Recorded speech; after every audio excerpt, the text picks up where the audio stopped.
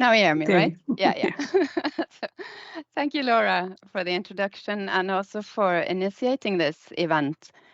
Lorenzo and I are very happy to be able to have this opportunity to present the Language Policy Index for Migrants, or LAPIM, that we've developed as part of this ongoing research project called IMPACT at the Western Norway University of Applied Sciences.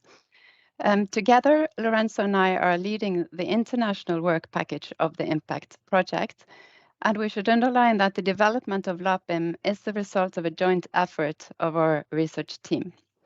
It's wonderful to see that so many friends and colleagues from so many countries have taken the time to attend this presentation, so thank you also for attending. So what we will do in this presentation, I will start by giving a bit of background and context for the development of LAPIM. And here the focus will be on language requirements in the migration context, and we will refer briefly to the ALTE Council of Europe survey that we conducted in 2018, as well as giving a brief introduction to the main aims of the IMPACT project. Secondly, Lorenzo will take you through the development of LAPIM and the decisions we made concerning both content, structure, and scoring. Thirdly, I will present the outcome of the data collection we carried out over summer and the resulting LAPIM scores for the 20 countries that are covered in the IMPACT project. And this then allows us to compare European countries in relation to their language policies in the migration context. And finally, we will look at how LAPIM can be used in the IMPACT project and beyond. Yeah, this Laura already said. We'll try to stick to these 45 minutes. So before we start, we wanted to underline some limitations and a word of caution when working with language policy index or similar indices.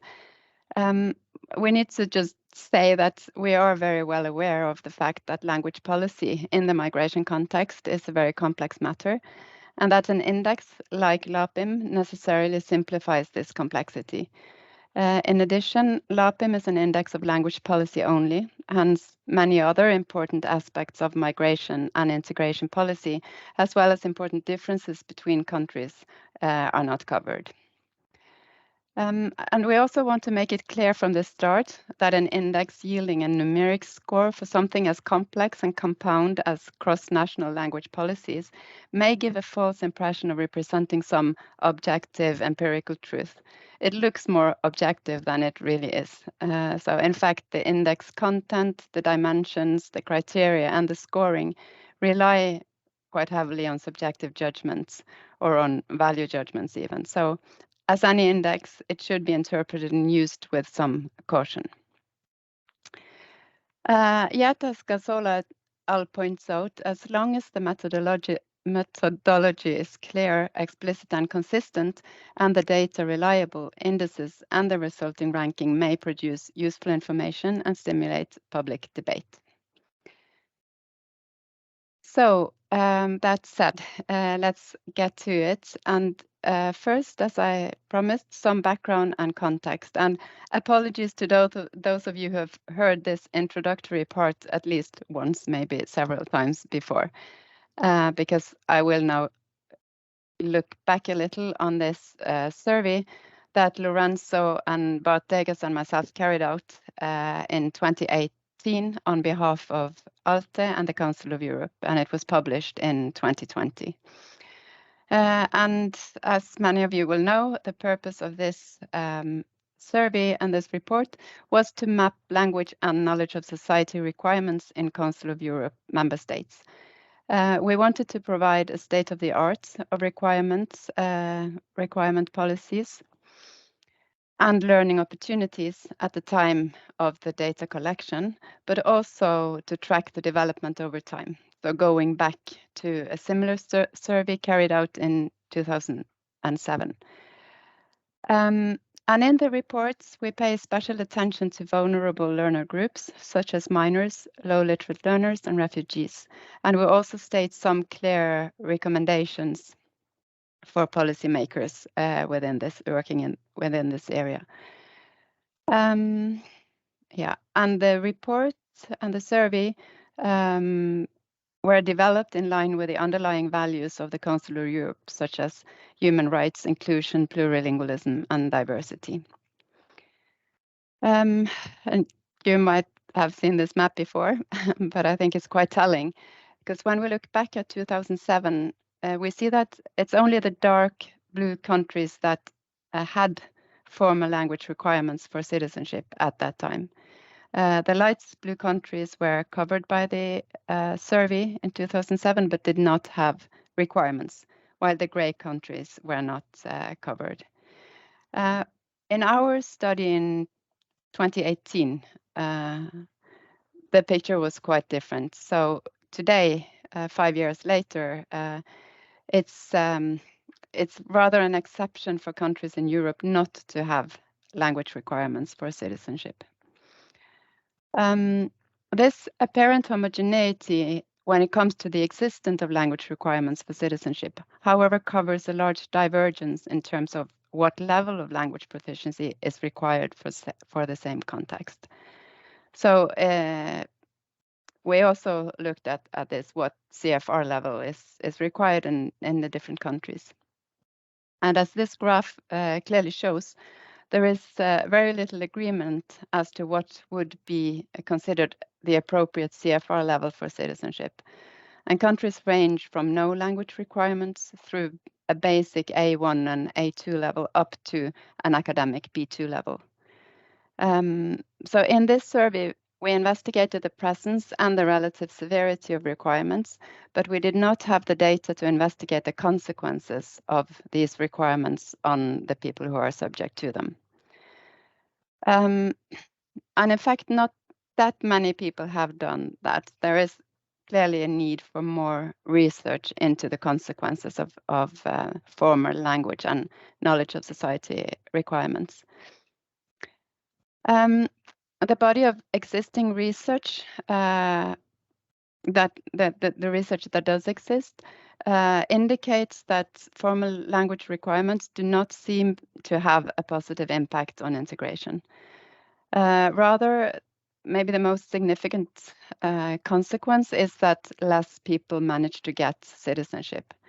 So in many countries, we've seen this, that the introduction of requirements or the tightening of requirements reduces the number of new citizens. So in Denmark, for instance, it dropped from 9,000 to a bit above 2,000 after the introduction. In Norway, the number of new citizens was halved, and the same was the case in Germany. Also, when citizenship becomes dependent upon passing a language or knowledge of society test, there are always some groups who will fail the test and therefore be excluded from the rights that citizenship gives, such as the right to vote, freedom to travel or settle in another European country, and so on. So several researchers point to the effect of requirements as hindering rather than helping integration, and that it creates a feeling of alienation and exclusion. And clearly, since passing a test is not equally easy for all, different migrant groups are differently affected. Several researchers point to the need for more research on consequences of such requirements, in particular for the group of migrants with little prior schooling and low levels of alphabetic print literacy, often referred to as LESLA learners. And this is exactly the purpose of the Impact Project. The aim of the project is to investigate the consequences of language and knowledge of society requirements for permanent residency and citizenship on LESLA learners. And LESLA stands for Literacy Education and Second Language Learning in Adults, and refers to the group of migrants with little prior school background and who therefore have to learn to read and write for the first time, often in a second language. So briefly about the Impact Project, it's an ongoing project. We started in August 2021 and the project ends in 2025. It's anchored here at the Western Norway University of Applied Sciences, and it's financed partly by the Western Norway University of Applied Sciences and the Research Council of Norway. And it's led by my colleague Edith Bugge. The project has international collaboration with researchers in Italy, the Netherlands, Greece, Sweden, and the UK. We have 3 PhD students and a postdoctoral research fellow. And addressing such a complex question as the consequences of language and cost requirements on LASLA learners, we are approaching this question through a range of different methods and data. So we have both a large-scale quantitative data set with 70,000 test scores on both Norwegian test and Knowledge of Society test, linked with learners' background variables. We have a survey among LASLA teachers in 20 countries. 2,000 teachers responded. Half of them, around 1,000 teachers, were LASLA teachers. They responded to an electronic questionnaire. Also, we have interviews with both LASLA learners and LASLA teachers, and the teacher interviews are conducted in 9 different countries. Also, we are analyzing policy documents, and we have developed LAPIM, the Language Policy Index for Migrants. And this is, of course, the topic, and we will turn to that now. But I just wanted to, before we turn to LAPIM, and I hand over to Lorenzo, to thank you, because I know that many of you have been so helpful in this project in so very many ways. So some flowers from Rainy Bergen. Tusen takk, grazie mille, to those of you who have either replied to our survey or helped us disseminate the survey, those who've helped us recruit informants for interviews or helped us comment on LAPIM or helped us fill it in. So this would not have been possible without your assistance. So then I will hand over to Lorenzo, who will talk about the development of LAPIM. Yes. Thank you, Cecily, and good afternoon, everybody. Very happy to see many friends and colleagues, and so Cecily, I would like to ask you with the next click, please, to go on with the presentation. Okay. So of course the question at the very beginning can be easily reduced in why a new index. Essentially, we tried to answer to this question combining one perceived issue with one perceived lack. In our view, the issue was related to the fact that existing indexes seem either too comprehensive or too specific, while the lack concerned the absence of an index focused on language policy for migrants. Next click. And we were looking for an index able, it's important, to serve to several scopes. In fact, you can, if you want, consider LAPIM first, of course, as a way of ranking European countries' language policy for migrants, but also you can see LAPIM as a step forward to the Council of Europe ALTE survey in terms of a tentative of reassuming its data and partially its recommendations into a value.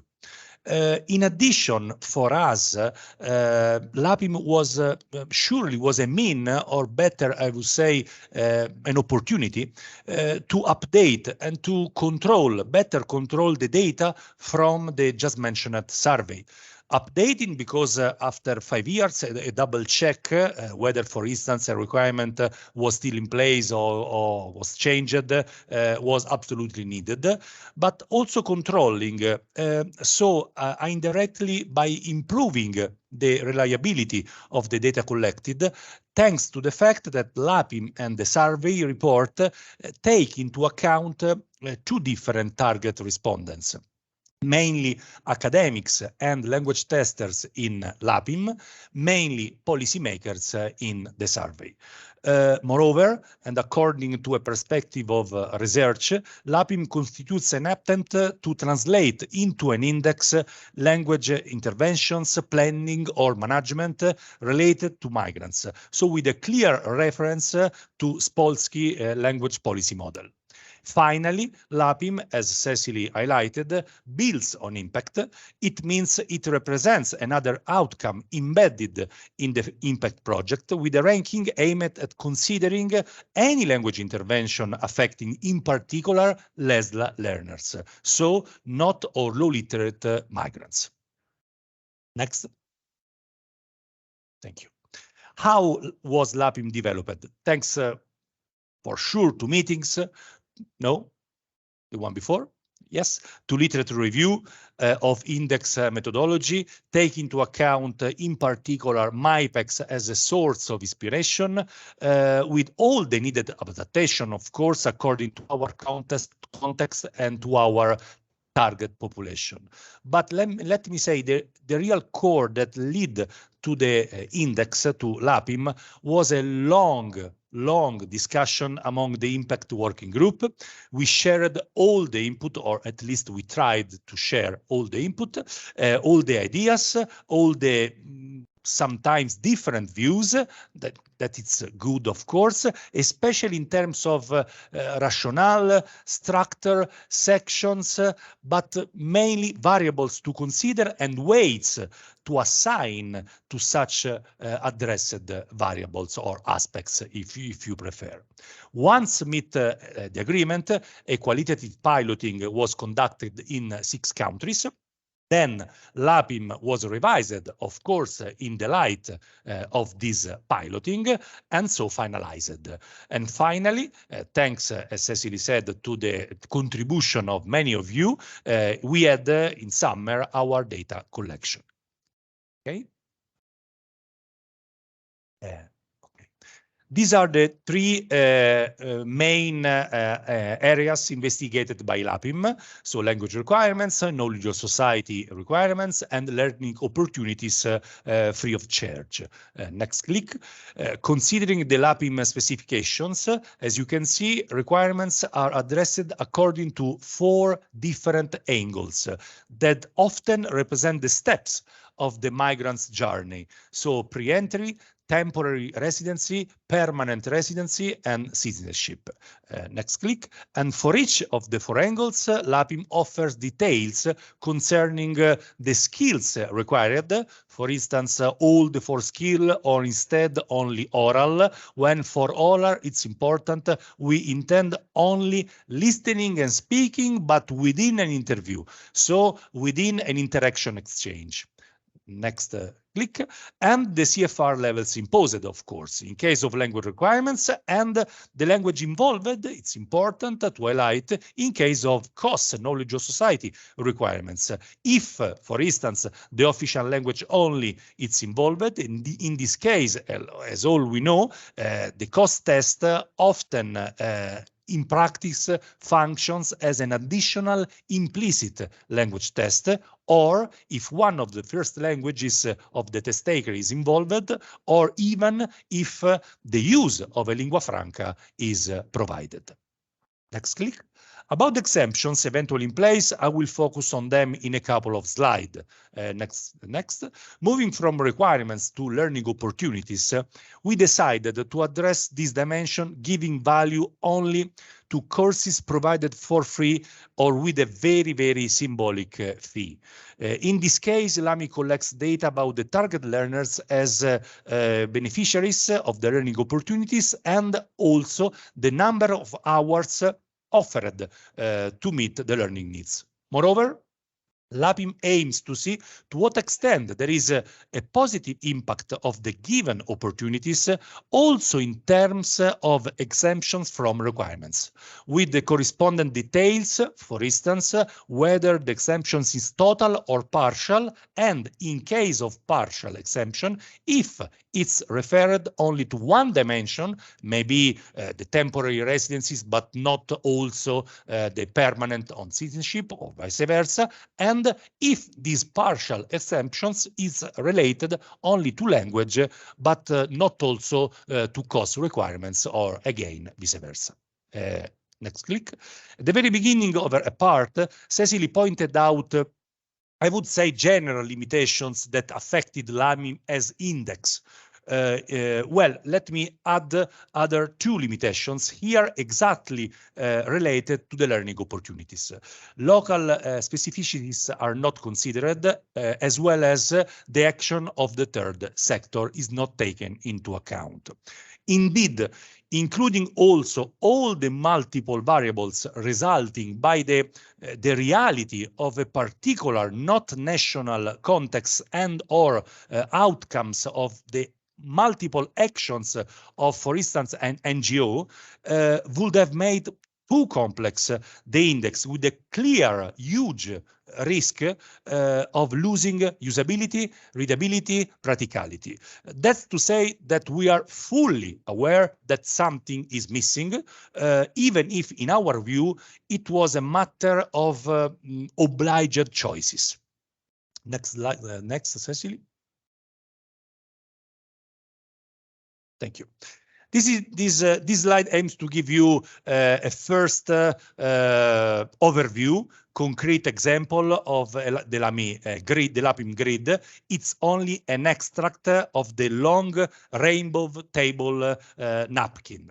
You will have time to familiarize a bit more with the index during the breakout room session, as was said, just to share at this point, for instance, the meaning of the colors we used. Here you see red, as the red is the stoplight. So please stop. This is the implicit message. So red in relation to pre-entry requirements. Then, as you will see in a few minutes, degradation. Orange for temporary residency, dark yellow for permanent, and yellow for citizenship, and finally, green, full green, meaning please, you can go on, go ahead. This is the right direction in case of learning opportunities given free of charge. And during the breakout room, we suggest to have, of course, a general overview, and then in order to optimize the time, to focus on at least one of the colors related to requirements, so red, orange, the two yellows, and in addition on the green part. In fact, the four parts addressing requirements, language and costs, have the same structure and, even if not identical, very similar contents and wording. Now, the question is how to fill the rainbow. Cecily, please. Okay, the following explanations are mainly related to instructions and scoring. A value from 0 to 100 was chosen to be able to compare scores with MyPEX scores in particular, while a 4-point scale was used, and therefore for each row these options scores are given: 0, 33, 66, and 100. Next click, please. The person in charge to fill the grid is asked to insert one of these four scores in each correspondent line of the gray column, column J, and this is always valid with one exemption for questions about exactly exemptions. In fact, in countries where there is no requirement for the relevant dimension, pre-entry, temporary, and so on, the respondent has to leave the related shell or shells empty. Next click. Once filled all the pertinent shells of the gray column, two final actions are required in order to obtain the index with its expected value between the range 0 and 100. First, the sum of all the inserted scores is needed. Then it's necessary to divide the obtained sum by the number from 1 to 36 of the effectively filled rows. Of course, a very last column, column K, is present with the heading comment, and the instruction in this case says, if the policy specified does not fully fit the policy in your country, try to fill in as best as you can and write comment in, as said, column K. Next slide, Cecily. Okay, As already anticipated, we think it's important to stress the theme of exemptions with a special attention on LESLA learners according also to the impact project. Click, please. 2 rows are provided for this. A first row allows the respondent to specify whether the exemptions take into account one or more of the following 6 groups or conditions: age, minors and or old age, mental, physical, disability, presence of trauma, and so on. The status, for instance, refugees, family reunion, and so on. The presence of LESLA learners, the presence of a diploma or a degree taken in the host country and the effect of this diploma and degree in terms of exemptions. And last, if passing the requirement for temporary or permanent residency is sufficient to fulfill the requirement also for citizenship. A second row concerns the kind of exemptions, pointing out again whether the exemptions is total or partial. In this case, partial is related to 3 variables. In fact, partial means if the exemptions is referred only to one dimension, maybe only temporary, but not also permanent, and or to one or more groups conditions just listed, so age, disability, status, and so on, and or central, especially in case of LESLA, to one or more skills. For instance, if the test is provided only in its speaking or listening component without reading, without writing. Another focus on LESLA is present in the section Learning Opportunities, with a row fully dedicated to such vulnerable target group. In this row, we ask whether the state provides an adequate number of hours of instructions to meet the different learning needs of LESLA. Let me clarify our approach.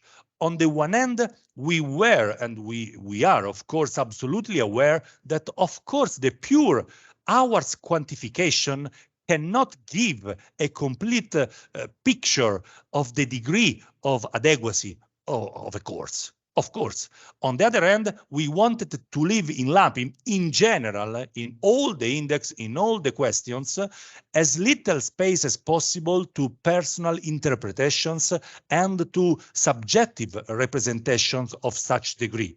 Maybe based in this case on perceived good quality of teaching materials or on the felt adequacy of teaching methods and so on. In other words, we prefer to maintain the focus as much as possible on objective data, as the number of hours in this case could serve. The last point to highlight in this regard, I would say, is another implicit message we would like to give through LAPIM.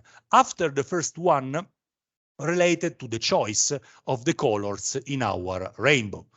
When LESLA are the target learners, the maximum value, so 100 score, is assigned only in case of more than 1,000 hours free of charge. Follows the second highest score, 66, for 700 to 1,000 hours, then 33 points when the hours are 400 to 700. Can you click, Cecily? And 0. So it means absolutely not enough, not adequate, I would say, in principle, in case of courses up to 400 hours targeted to LESLA learners.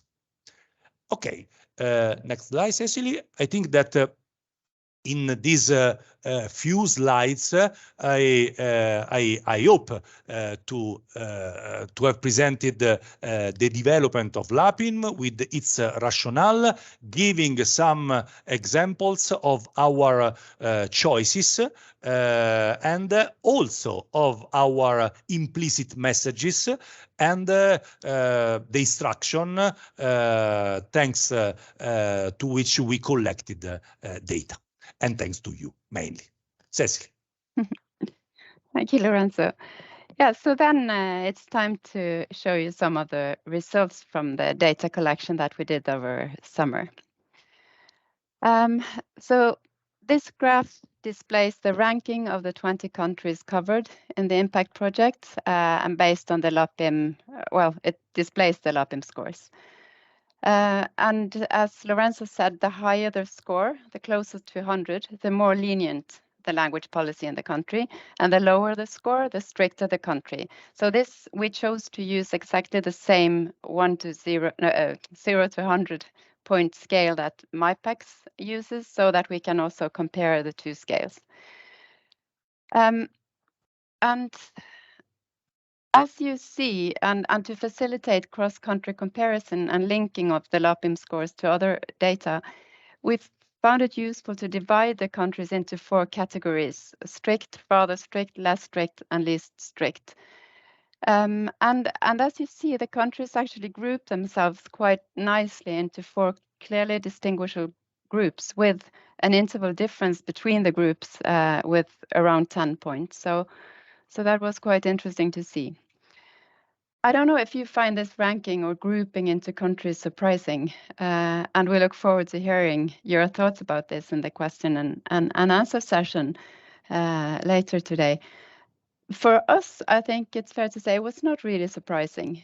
I think that these findings, the scores and the ranking, pretty much confirms our expectation based on both the information that we gathered in the ALTE Council of Europe survey in 2018, as well as other sources of information that we had looked into, like, for instance, the MyPACS. Take, for instance, the 3 Scandinavian countries, Sweden, Norway, and Denmark. With the LAPIM scale, they are very nicely placed the way that they are always presented in research. It's always, when you compare the Scandinavian countries, it's always this, that you find Sweden and Denmark like on really the different ends of the scale, and Norway somewhere in the middle.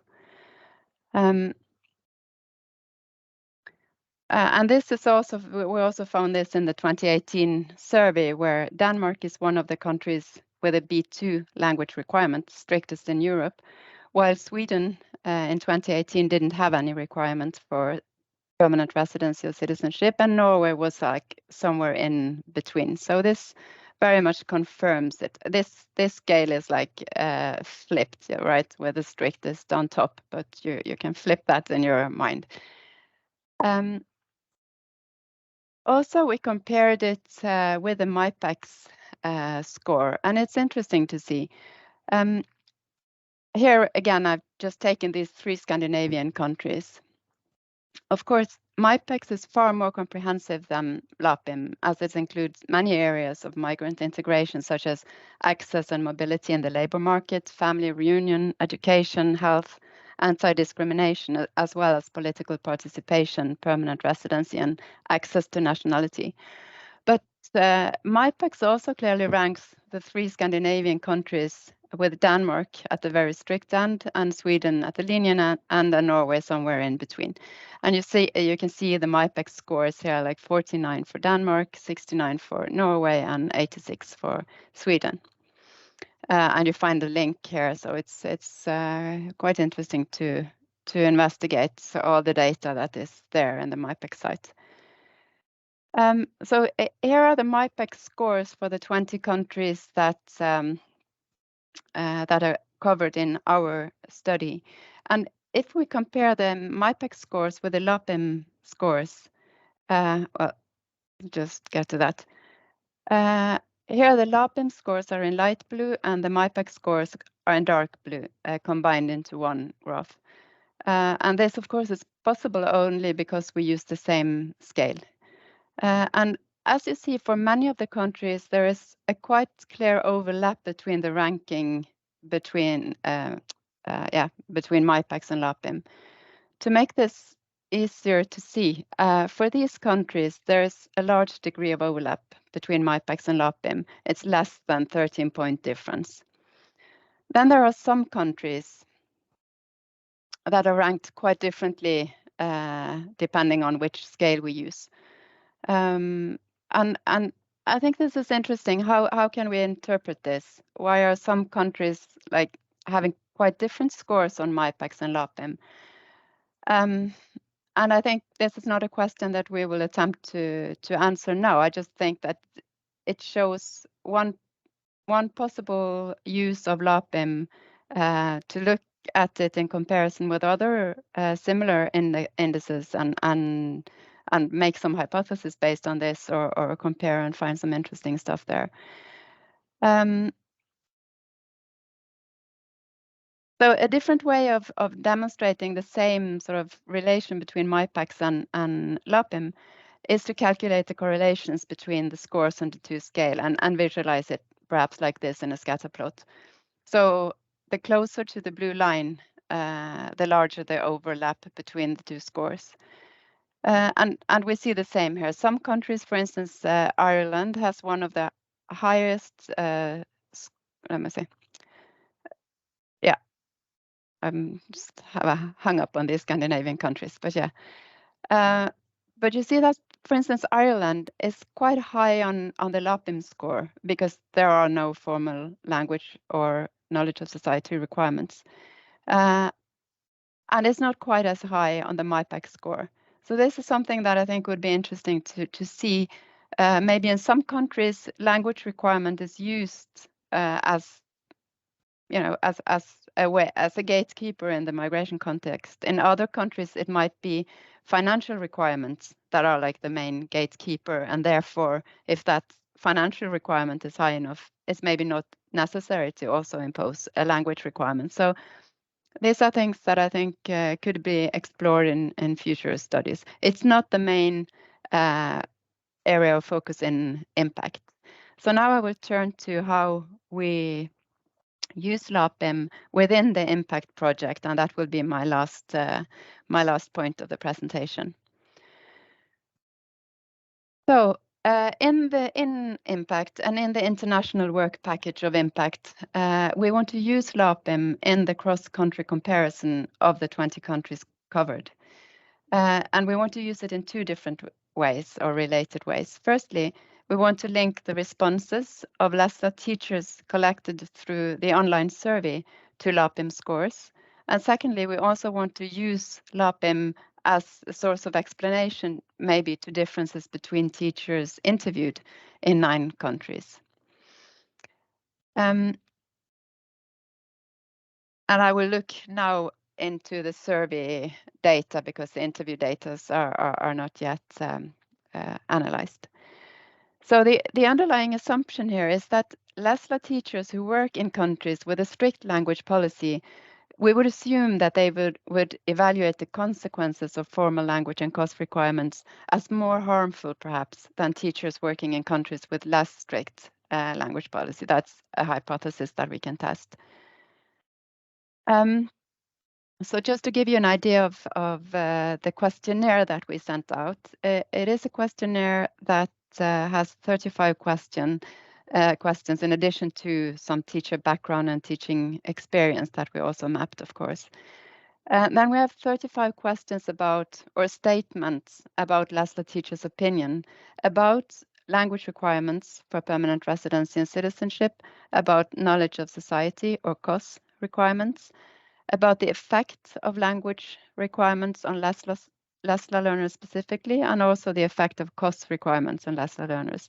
And also we have some questions about how they feel that this requirement policy has affected their role and job as teachers.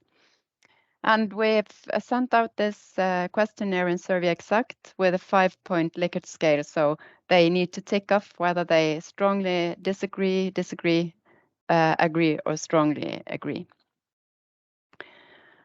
And I will just present some very simple descriptive statistics and take you through just how to interpret this. Here you see one of the statements from the questionnaire. So the current language requirements for citizenship in my country are too strict for LESLA learners. That's the statement that we ask them to evaluate. And the graph that you will see now, you will find the Likert scale dimensions from strongly agree to strongly disagree. And on the bottom, you see the 4 groups of countries that are divided into strict, rather strict, less strict, and least strict that you saw on this colorful graph that I showed you. So what we see here is that in the group of countries ranked as strict countries on the LAPIM scale, 44% of the respondents strongly agree with this statement. 29% agree, while actually less than 2% strongly disagree. And how is this if we look at the countries that are ranked as least strict? Here we see a quite different pattern.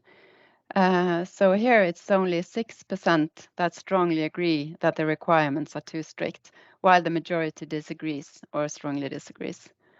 And then the 2 groups of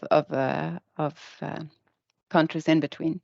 And if you just look at the dark blue columns, the strongly agree columns, you clearly see that there is a correlation between the relative strictness of the countries in which teachers work and their opinion about this question. So I'm not going to go through all the 35 questions, but just to show you a few interesting findings. So the statement, language requirements for permanent residency and citizenship cause anxiety for LESLA learners. It's another crucial question in the impact project. And also here we see a rather clear pattern that teachers working in strict countries are more inclined to agree that requirements are a source of anxiety than teachers working in countries with less strict language policy. Another important question, many LESLA learners worry that they will not be able to meet the language requirements for permanent residency and citizenship. And also here we see a similar pattern.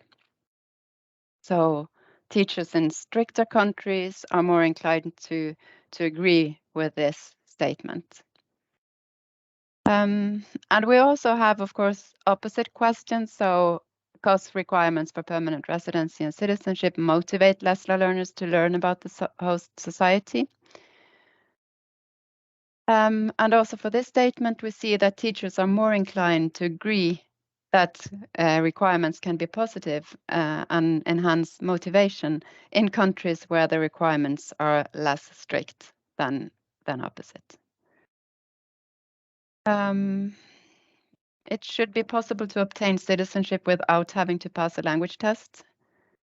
And again, we see a clear difference between teachers working in strict versus lenient countries. And also, when we ask teachers a general question related to the ethicality of setting formal requirements, teachers' responses reflect the relative strictness of their countries. So the very last graph, LESLA learners should be exempt from language requirements for permanent residency and citizenship. And again, we see that teachers in strict countries are more in favor of exemptions than teachers who work in countries where the requirements are lower and hence more achievable. So these were some examples, and in the paper that we are publishing on these data, we will also, of course, use more sophisticated and less space-consuming analysis.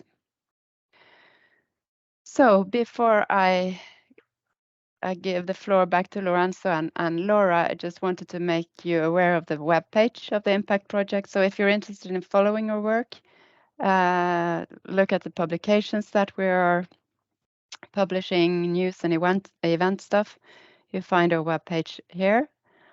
And also, I think if you want to refer to LAPIM now, either refer to this presentation or you can refer to our forthcoming publication. So with that, I will give the floor to Laura and Lorenzo and stop sharing and muting myself, and let me see.